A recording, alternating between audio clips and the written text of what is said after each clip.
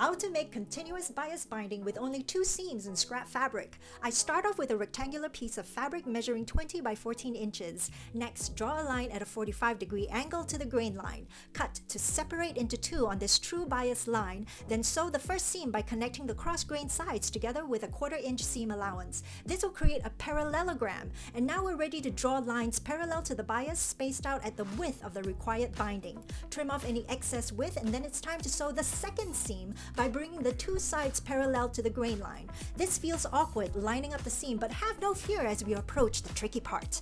Do not line up the sides of the fabric, instead stagger the fabric so that one width of the bias is lined up with the next one over.